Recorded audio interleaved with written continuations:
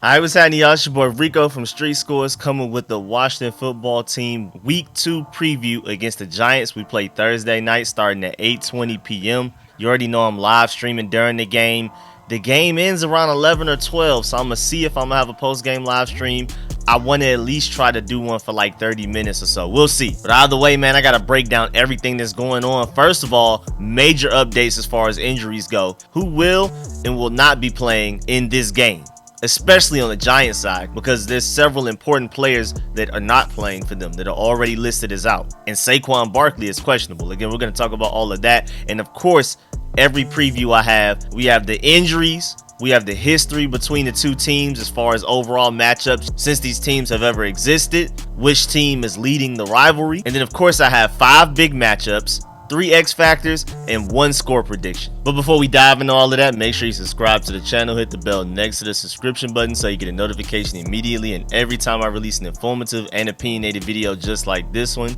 Like I said, every week I'm doing a game preview. I'll be live streaming during the game. I'll do an immediate quick reaction game review, and then shortly after that, I have the post-game live stream where you all call in. You can go check out my previous ones. I had one last week for the Chargers game to see what I'm talking about. I literally opened the phone lines for y'all to call in, and it's basically y'all show. I'm just the host. But without further ado, man, let's get it.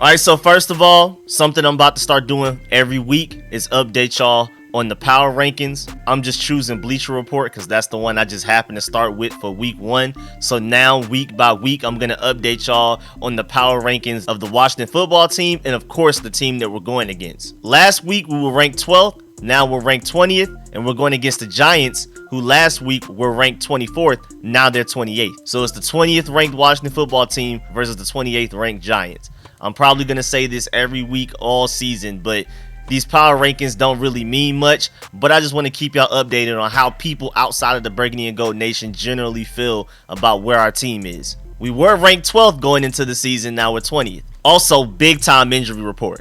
Of course, on our side, a lot of good news other than Ryan Fitzpatrick going into the IR. He's going to miss 6 to 8 weeks. Other than that, the only other person on the injury report on our side is Antonio Gibson. He had that shoulder injury, and he was a limited participant in Monday's practice, but he's been a full participant ever since Tuesday, today as in Wednesday, and he's a full go, 100% ready to go against the Giants Thursday night, tomorrow night. But on the Giants side, not so lucky. Now, they don't have a guy that had to go to the IR like Ryan Fitzpatrick, but there's some very notable players who are already officially out in this Thursday night game. Linebacker Cam Brown, tight end Evan Ingram, and guard Shane Lemieux. Cam Brown has a hamstring injury, Evan Ingram has a calf injury, and Shane Lemieux has a knee injury just like Saquon Barkley. All 3 of those guys are out, while running back Saquon Barkley has been a limited participant all throughout the week, and he's questionable leading up to this game. So he's not fully healthy at all. There's a chance he may not play, but if he does play, he will definitely not be 100%. And the Giants may just rest him this week because it's a short week, and then give him a full like 11 days to get ready for the Giants next matchup. In my opinion, that would be smart. But then again, Saquon Barkley's so talented. If he can even play, if you can even get 80% of them out there, it would be smart to do it, other than the fact that you may risk re-aggravating this injury, making it worse, or him sustaining another injury trying to compensate for the one that he currently has in his knee. So be careful, Giants. I like Saquon Barkley, man. Be careful with him. And then historically, the Washington football team versus the Giants matchup has been terrible for us. Overall, they've won 105 times, we've won 69 times, and we've tied 4 times. And just generally, they've had our number. Even during the 80s and the early 90s, when we were winning Super Bowls and we were one of the best teams in NFL history, the Giants just still had our number at times. We were beating them in the early 80s, but as of 1984, wins were hard to come by. We couldn't win more than 2 matchups in a row, going all the way from 1984 until 1998, and we haven't won more than 2 games in a row since then, while they've gone on streaks of beating us 6 times in a row, 5 times in a row. So historically, the Giants just have had our number throughout history. We'll get a win here and there, but generally they have dominated the matchup. And most notably, as of late, They beat us the last 5 times we played. We literally haven't beaten Daniel Jones since he's been drafted into the NFL in 2019. What do you mean? How? And I definitely felt like we were the better team last year. Our quarterback was just selling us. Thankfully, we have Taylor Heineke. We'll see how this matchup goes. Speaking of matchups, y'all already know it's time for the 5 big matchups. Number 1, time for the O-line to bounce back from that Chargers game. It's a different situation this time though. The Chargers edge rushers were the best part of their D-line. For the Giants, it's the interior that's the best part of their defensive line. Even though Dalvin Thompson left, the Giants' top 4 pressure producers last year, the 2020 season, were all interior defenders. So Samuel Cosmi and Charles Leno will be tested by the speed of my Georgia dog, Azeez Ojulari, rooting for him pretty much every game other than when they play us. But at the same time, he's not Joey Bosa. So in comparison, they have a less difficult task ahead of them this week than they did last week. But on the other hand, the center and the guards, Eric Flowers, Chase Roulier, Brandon Sheriff, that interior defensive line of the Giants is no joke. So it's time for y'all to step up. Y'all definitely have one of the toughest matchups in this entire game as far as our team goes. But it was nice to see Samuel Cosmi learn on the fly against Joey Bosa. I mean, he was getting beat pretty bad early on, but as the game went on, he got a little bit better. He's already a very stout run defender. I mean, he's so strong, he's so physical. We don't have to worry about that. But pass protection, he's still working on some techniques and footwork, hand placement type of things, and he started to get better. If you go back and look at that Chargers game as the game went on, especially by the time we got to the 4th quarter, Joey Bosa was still technically winning the matchup, but Samuel Cosmi definitely looked better in the 4th quarter than he did in the 1st quarter, and I love seeing improvement. Matchup number 2, this D-line especially has to bounce back from that Chargers game. The Giants have one of the worst O-lines in the NFL, period. Easily the worst O-line in this division, and we supposedly have the best defensive line in the NFL, at least top 3, but it didn't look like it against the Chargers. Literally no excuses this week, y'all. This is arguably the worst O-line we'll probably face on our entire schedule this season. So if we can't get it done this week, when will we? So Chase Young, Montez Sweat, get it done. I'm not exactly sure why Jack Del Rio was taking y'all out of the game so much, especially on the Montez Sweat side. I mean, we just paid Jonathan Allen all of this money. He only played on like 52% of snaps. So I don't know what Jack Del Rio has going on right now, but either way, no matter who's out there, James Smith-Williams, Casey Toohill, even though they're getting more playing time that I would want and that I even expected to happen, I still need them to go out there and produce. At the end of the day, whoever's out there, get it done. Chase Young, you need to be out there angry because people are talking crazy about you, about Rashawn Slater having your number, and it's going to be a while before you can prove that you can beat him, but you definitely need to go out there and dismantle this Giants O-line so people can take you seriously just in general at this point. Number 3 matchup, this is another big challenge for the secondary. But instead of height and contested catchability that the Chargers had, this Giants offense and receivers especially is speed, speed, speed. Overall, the Chargers receiving group is better in my opinion, but the Giants receiving group is arguably more talented. But the Chargers guys just go out there and get it done. I mean, Mike Williams was balling. Keenan Allen, one of the best route runners in the NFL. It's not even fair with him being 6'2" on top of that, with great hands. But luckily for us, 1, William Jackson III has already faced Kenny Golladay before and played very well against him, especially in the red zone, which is going to be big. Number 2, Daniel Jones is nowhere near Justin Herbert. Thank goodness. We're finally not playing a top 10 quarterback in the NFL this week. We have like 5 more to go throughout this schedule, but at least this week, we're not going against a top 10 quarterback in the NFL. And honestly, in my firm opinion of going back and looking at the all 22, there's things to nitpick here and there all up and down the team, everywhere, every position group. But at the end of the day, Justin Herbert won that game. I mean, he single-handedly dominated time of possession. They didn't even run the ball well like that. Justin Herbert was just out there making plays that not too many quarterbacks, you can probably count on one hand, that can make plays like those. Like, I mean, not even just using his legs. The dots that he was throwing where corners and safeties were in perfect position, but Justin Herbert just throwing it literally only where the receiver can get it, and those big guys with good hands were able to bring them down. I feel like that specific thing right there, we don't have to deal with this week. Daniel Jones is not about to be throwing dots, and I'm not entirely too sure about the Giants receivers' abilities to just make any catch that's thrown up there. Good coverage, expecting them to come down. I'm not entirely sure if they're that dependable yet. Again, it's a little different. It's going to be speed on top of speed on top of speed, so our guys are going to be tested as far as being able to be sticky in coverage and things like that. But at least this week, we shouldn't have to deal with, oh man, Benjamin St. Juste was right there step for step all over the receiver. It was just a great pass by the quarterback and a great catch by the receiver. I'm not expecting to really have to deal with that much, if at all, this week coming up, which is going to be a huge help for us, but it's still up to them to go out there and produce. Number 4, Antonio Gibson and this run game have to get going, and they have to get going early. First of all, Antonio Gibson, we can't afford for you to fumble the ball. After that interception from William Jackson, we had all of the momentum, so you just can't do things like that. But I'm expecting him to bounce back. We already know he's 100% healthy, and he was actually having a pretty good game against the Chargers overall, other than those fumbles. And I could definitely see him doing something similar, if not more, against the Giants. So I'm really excited about this matchup. But most importantly, we need to get Antonio Gibson going, this entire run game going, to help Heinicke out. I do not want him to have to superhero us the wins. You know, Justin Herbert, he's that type of talent to where you can lean on him to bail you out, to carry your team. With his arm strength, with his mobility, Taylor Heinicke has some of that mobility, even though he doesn't have that tackle shedding. He's not a huge guy that can just take a hit like a Justin Herbert. But he definitely doesn't have the arm strength of a Herbert to make a lot of those crazy passes that he was making in that game. Taylor Heinicke, I hope he's great. And I think he's definitely good enough, if he's able to stay healthy, to lead us to another division championship. But there's just no way in work. But there's just really no scenario I see him ever being as good as a Justin Herbert. Again, because of physical limitations. So I would love to get this run game going to help him out. Again, I think he's a baller of a quarterback.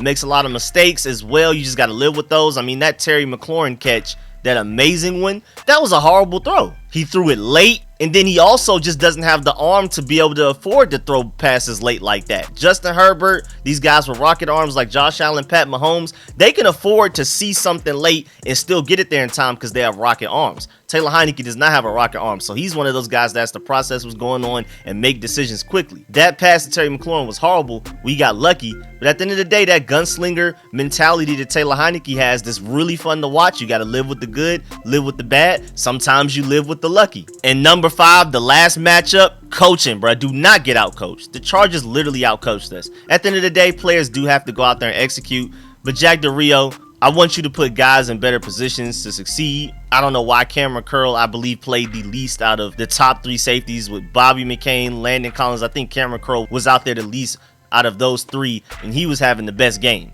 And he honestly looked like our best defender between him and William Jackson throughout that game. But like, make sure you have Kendall Fuller on the faster guys. Make sure you have Benjamin St. Juste on the bigger guys. Just play your matchups. Get creative with the blitzes. We got to get pressure. If the defensive line is not getting there, you may have to create it. Because we obviously saw that when we were running that soft zone occasionally, we weren't running it as much as I originally thought when I was watching the game live. When I went back, we were actually in man coverage more than it seemed. But still, at the end of the day, you need to put all of our really talented defensive players in better positions to make plays. At the end of the day, they need to go make a play, but you need to do a better job of putting them in position. And Scott Turner, we need to do a better job of taking advantage of mismatches. There's no way Terry McLaurin, I don't care what a defensive coordinator is doing. I don't care what a defense is doing as far as game planning for those guys. But there's no way Terry McLaurin and Logan Thomas are only getting targeted less than 5 times each. There's just no way.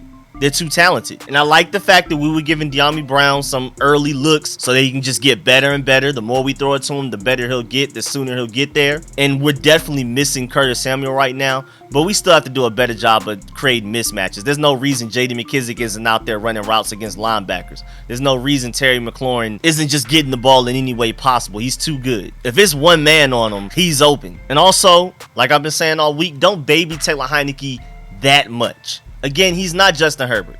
He's not Kyler Murray. He's not Russell Wilson. He's not a lot of these guys. Josh Allen, Pat Mahomes, Deshaun Watson when he gets back right, Aaron Rodgers. But he's still a baller. Again, you're going to have to live with a lot of the mistakes that he makes with the gunslinger mentality. But sometimes you got to take the training wheels off and just let him go. Because the Chargers clearly believed in Justin Herbert and literally allowed him to win that game. It wasn't even much offensive game planning like that. It was just Justin Herbert was given the keys to the driver's seat and was just allowed to do what he did best. I want to allow Taylor Heinicke to do the same. And also, of course, try to get Taylor Heinicke out of the pocket as much as possible so he can make plays on the run, because he just seems to excel with that. Just don't get out-coached this week, man. And Ron Rivera, too, because I remember we played the Giants last year going for that 2-point conversion. I don't know what that was. And then my 3 X factors. Number 1, we need progress from all of the rookies. Now, granted, Benjamin St-Juste was getting better throughout the game, still was getting killed, but that was just great offense. Great offense is always going to be great defense. He was there a lot of the time. Like, you couldn't really ask for much better coverage. Justin Herbert's just on a different level, and those receivers are ready to catch anything thrown towards him. But Benjamin St-Juste, we still need you to continue to get better.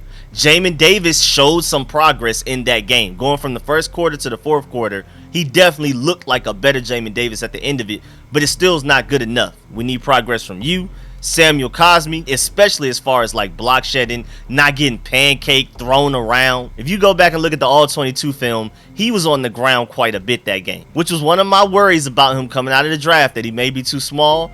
But at least I'm starting to see some mental progress. We'll get the strength there later. I mean, even Jack Del Rio, put Jamin Davis in places where he's built to succeed. Stop having John Bostic in coverage. Throw Jamin Davis out there in coverage. He's the athletic freak. Samuel Cosme, again, like I spoke about earlier, definitely looked like a better Cosme in the fourth quarter than the Cosme we saw in the first quarter. Still needs some more progress. De'Ami Brown, we need you to make some of these catches, and we need you to separate better. He was separating down the field, and I have no idea why. After the way De'Ami Brown burnt Asante Samuel Jr., we didn't just keep attacking that throughout the rest of the game at least one more time. I mean, the fact that they did that, got the pass interference after Ryan Fitzpatrick underthrew it dramatically. We didn't at least go back to it one more time, but still, De'Ami Brown needs you to be able to separate underneath, not just deep down the field. And then Jared Patterson, I mean, simply, he just needs to get the ball more. I liked what he did, but I only remember him running the ball, like 2-3 times? I would like to see him out there more so we can see what he can truly do, because I like his pure running ability, his vision, his patience, his cutting,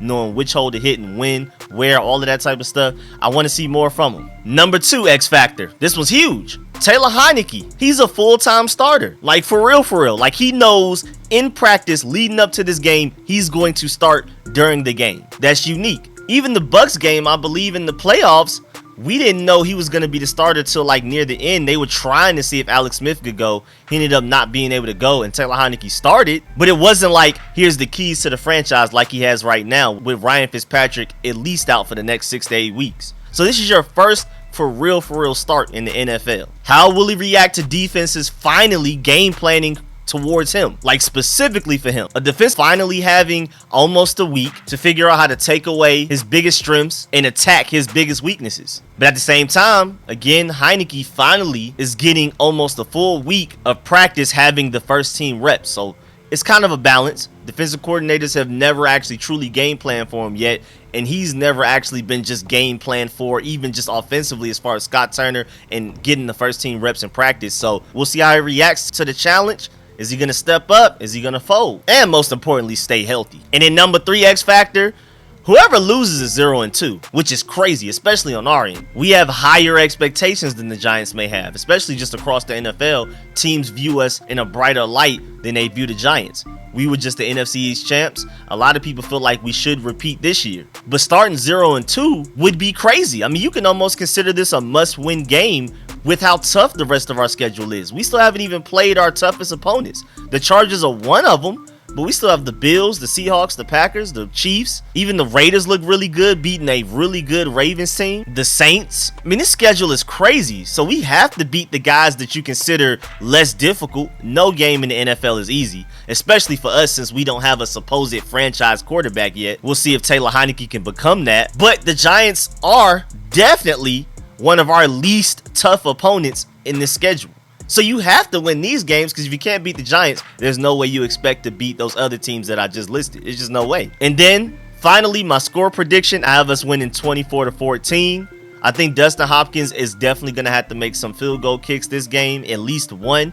But I think our red zone offense will definitely pick up, because we saw with Taylor Heinicke, without penalties, once we finally got down to the red zone, he was able to make touchdowns happen. That throw to Logan Thomas was beautiful. So can we just avoid penalties when we're on the other team's side of the field, please? Can we not beat ourselves? And again, luckily, I think the biggest difference is that we're not going against Justin Herbert. We're going against the Giants. Thank goodness. Again, no opponent is easy, but boy, Justin Herbert instead of Daniel Jones helps a lot, man. And I think our team definitely bounces back, because if anything, they're extremely motivated after that loss last week. Even though the score was close, it never felt like it was that close. I mean, the way I felt at the end of that game, it felt like we lost 30-10. I mean, it just felt like we literally couldn't do nothing with Justin Herbert. So I'm definitely expecting them to be motivated and to be angry going into this Giants game and coming out with a dub. Honestly, I for real do. But yeah, man, that's the end of this preview. Please get in the comment section. Let me know how you feel about everything discussed in this video. How do you feel about this matchup? What is your score prediction? What are your X factors? What are your matchups that you're watching the most? How do you feel about this injury? How do you feel about the injury updates for both teams? And as always, man, please like this video if you liked it, if you learned anything. And of course, man, shouts out to everybody that supports the channel. Big shouts out to everybody that donates to the channel. And a special shouts out to all of my sponsors, especially my Pro Bowl sponsors, whose name you see scrolling on the screen right now. I'll catch y'all later, man. I'm out.